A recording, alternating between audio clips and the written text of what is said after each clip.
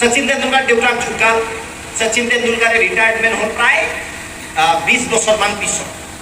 এটা কোম্পেনী আহিল, কোম্পেনীয়ে ক'লে যে এটা এডভাৰটাইজমেণ্ট কৰিব লাগে। কোম্পেনীটো মই নকওঁ নামটো, আছে এইটো ৰিয়েল ষ্টৰি। মাত্ৰ 30 ছেকেণ্ড শ্বুটিং কৰিব লাগে। কিমান ছেকেণ্ড? 30 ছেকেণ্ডৰ এটা বটল লৈ খালি, তাকো পানীৰ বটল, নামটো মদত দেখাত পানী, ডাইৰেক্ট মদৰ এডভাৰটাইজ নকৰে, খালি ক'ব লাগে এইটো বঢ়িয়া কোম্পেনী। 30 ছেকেণ্ড, কিমান টকা পাব? 20 কোটি টকা। যেতিয়া চব ৰেডি হ'ল, এগ্ৰিমেণ্ট চাইন হ'ব যিদিনা, শচীনে সুধিলে, মানে তেখেতৰ ছেক্ৰেটাৰীয়ে কৰি আছিল, এই যে মই 30 ছেকেণ্ডৰ কাম 20 কোটি টকা, এইটো কি ডাইলগ? ক'লে এইটো এনেকৈ এনেকৈ মদৰ কোম্পানী।